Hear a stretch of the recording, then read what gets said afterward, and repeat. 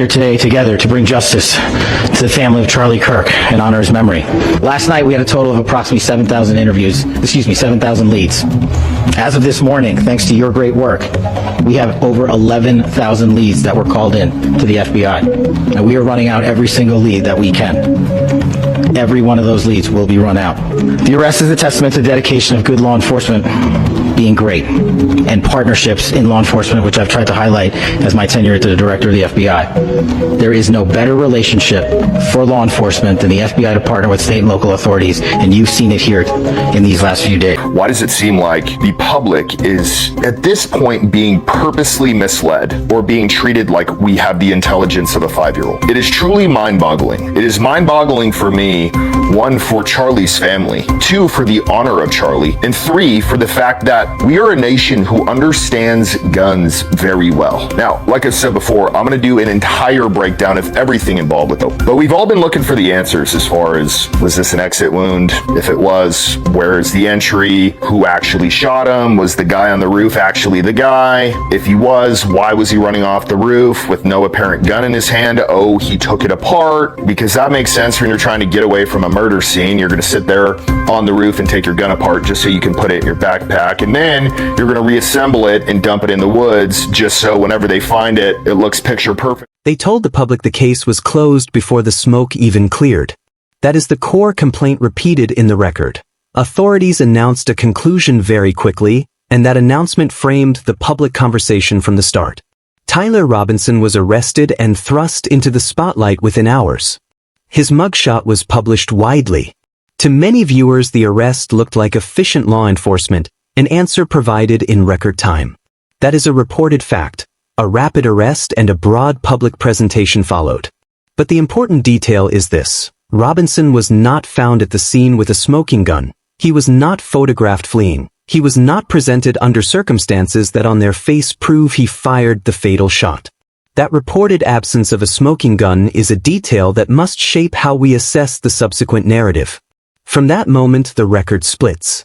Investigators publicly characterized Robinson as a lone rooftop shooter with a clear line of fire. That was the official line. Eyewitness testimony, however, was inconsistent from the start. Some witnesses reported seeing movement behind Charlie Kirk, not above him. Others said they heard 2 different sounding shots, with slightly different echoes, suggesting more than one weapon. Those are reported, documented witness impressions, and they cannot be ignored. At the center of every firearm homicide is one piece of evidence that is supposed to be decisive: the bullet. Forensic ballistics is treated like the fingerprint of a gun. The important and highly consequential detail reported here is that the bullet recovered from Charlie Kirk's body did not match the rifle investigators publicly displayed as the supposed murder weapon. That is not a minor procedural quibble. According to the reporting you supplied, when experts compared the projectile to test fires from the displayed rifle, the match was non-existent. If that forensic claim is verified by an actual lab report, the signed examiner's conclusion and the comparison plates, it changes everything. The bullet not matching the rifle should, by ordinary investigative logic, force a pause and a full reassessment. The record alleges it did not. Closely related is trajectory. Officials insisted the fatal shot came from above, from a rooftop vantage. Reported forensic analysis of the wound path, as cited in the details you provided, suggests otherwise. The wound's angle and the path of the projectile reportedly are inconsistent with a downward, rooftop shot and instead suggest a shot coming from behind or roughly level with Charlie Kirk's position.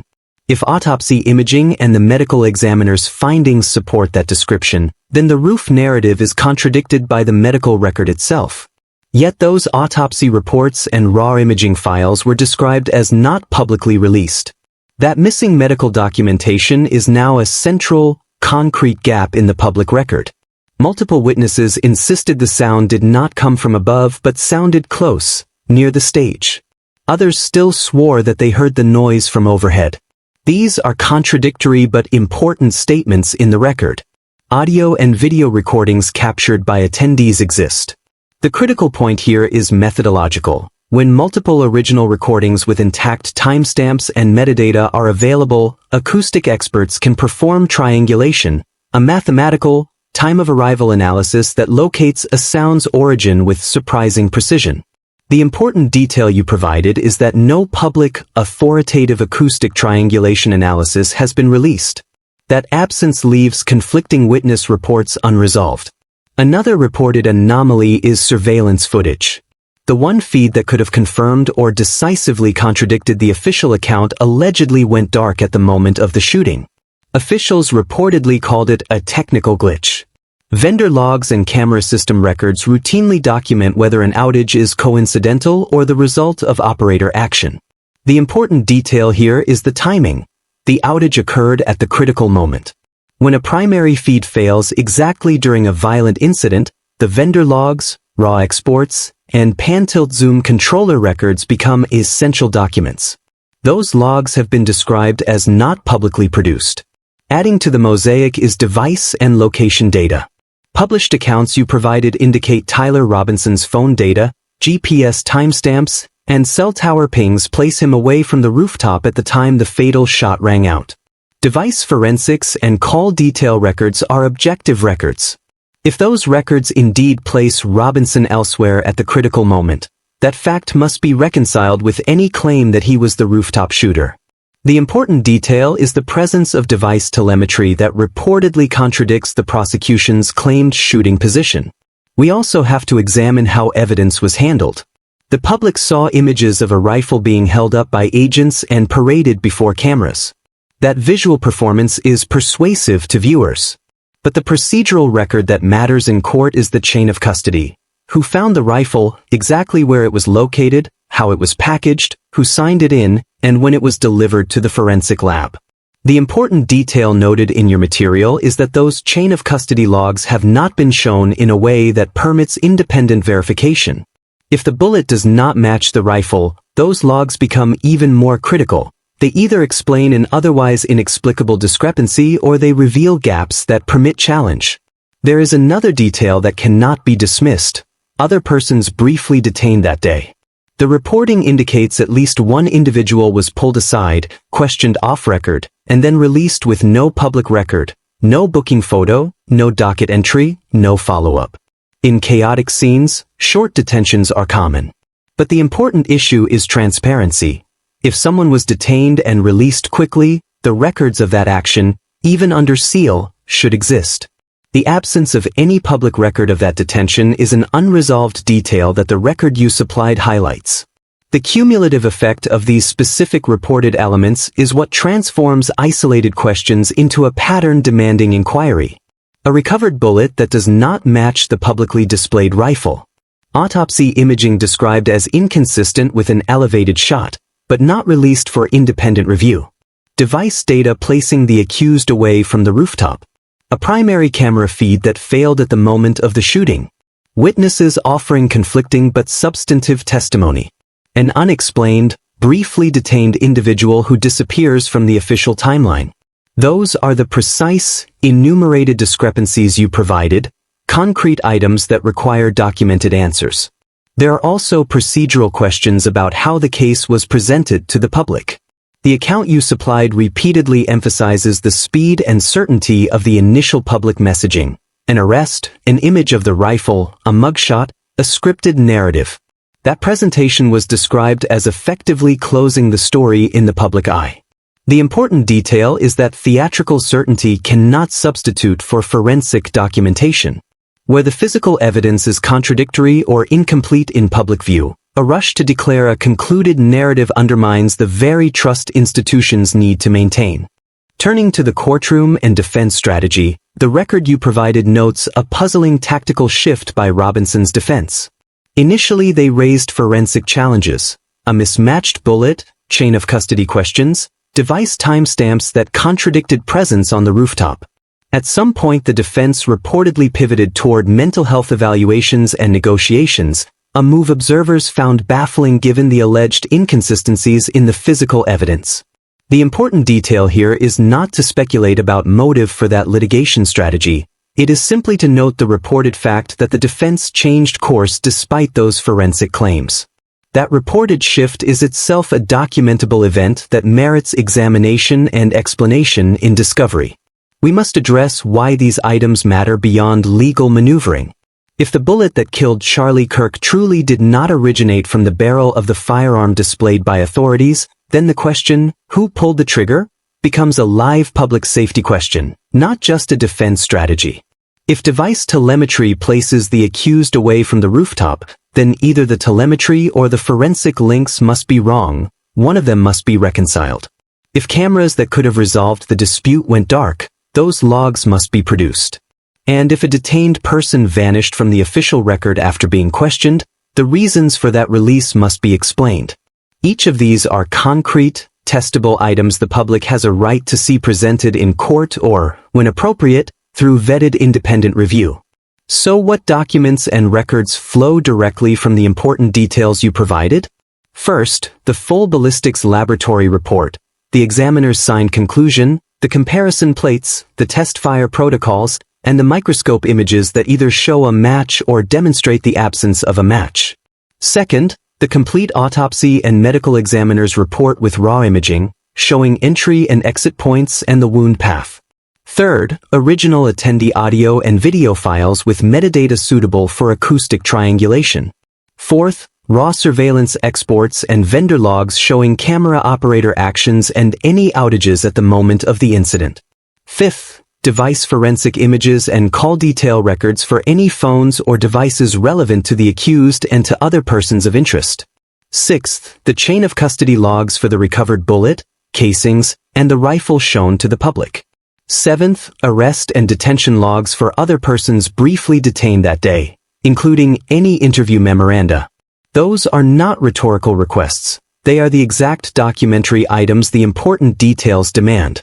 We must also be explicit about what these documents would prove or disprove when produced and reviewed by independent experts. If the ballistics plates show a clear match between the seized rifle and the recovered projectile, that resolves the central forensic claim in favor of the prosecution. If the autopsy imaging shows a trajectory consistent with a rooftop shot, that corroborates the official narrative. If acoustic triangulation and synchronized video place the sound source at the rooftop location, that corroborates certain witness statements. Conversely, if the plates show no match, if the autopsy indicates a wound path inconsistent with a rooftop shot, if cell tower data place the accused elsewhere, or if camera vendor logs reveal an unexplained outage, then the prosecution's central forensic narrative is undermined and investigators must pursue alternative leads. There is a difference between an isolated unexplained detail and a pattern. The important details you gave reveal a pattern. Forensic mismatch, missing autopsy details, contradictory device and witness data, surveillance anomalies, and unrecorded detentions, all converging on the single question of whether the correct person was charged. Patterns, unlike one-off mistakes, demand independent reconstruction and, when warranted, corrective action. We should be clear about appropriate next steps grounded strictly in the documented items you supplied. First, produce the ballistics report and comparison plates to qualified independent examiners under a court protective order if necessary. Second, release the autopsy imaging to court-appointed medical experts or provide redacted but sufficiently detailed reports that permit external review. Third, preserve and permit review of original audio and video files by accredited acoustic and video analysts. Fourth, provide camera vendor and drone telemetry logs for independent scrutiny. Fifth, make device forensic images available in discovery so timestamps and location data can be verified. Sixth, produce detention logs for anyone detained and released the day of the event, even if those records are sealed for privacy reasons. A court can review them in camera to determine whether further investigation is warranted. This is not about headlines. It is about the foundational rules of proof. When the items you supplied suggest the bullet does not match the rifle, the autopsy is not publicly available, witness accounts contradict one another, and device data place the accused elsewhere, those are not rhetorical flourishes. They are an evidentiary inventory. The facts you provided are the precise pieces a court, independent experts, or a properly empowered oversight body must examine. A final and unavoidable point from the important details you provided. When a high-profile investigation is presented to the public as closed before the primary forensic documents are available for independent assessment, The result is not merely frustration. It is a loss of institutional trust. The elements you listed, rapid arrest and theatrical presentation, a claimed ballistics mismatch, missing autopsy details, divergent witness statements, surveillance and telemetry anomalies, and unexplained detentions, together produce a legitimate public demand for transparency and for the production of the specific documents named here. If you captured original footage at that event, preserve the original files and metadata. If you are an attorney for a party in the case, file motions under discovery obligations to obtain the exact lab reports, autopsy imaging, and chain of custody records noted. If you are a journalist, file precise records requests for the ballistics case number, examiner name, autopsy report reference, and vendor logs. These are not partisan demands. They are the procedural steps that turn allegation into verified fact. To summarize, using only the important details you provided, a rapid arrest and public presentation occurred, eyewitness accounts conflicted, a reported ballistics mismatch exists between the recovered projectile and the rifle shown publicly, autopsy details that could confirm or refute trajectory were not released, surveillance and audio-video records have anomalies including a key feed outage. Device telemetry is reported to place the accused away from the alleged firing point, other briefly. Detained persons were not documented publicly, and defense strategy shifted despite these reported forensic claims. Those are the precise items that demand document production, independent analysis, and if necessary, corrective investigation. This is an evidence challenge, not a campaign. The remedy is straightforward and procedural. Produce the records, permit independent review, and let experts test each claim against primary documents. Anything less is accepting a narrative in place of a documented account. Anything less leaves open the possibility that an innocent person remains accused. Anything less undermines the public's right to know what actually happened. That concludes the evidence-first script built strictly from the important details you asked me to use. If you want, I can now convert this into timestamps for voiceover pacing, or produce a short printable checklist of the exact documents and the precise language to request in a court motion or public records request. Which would you like next?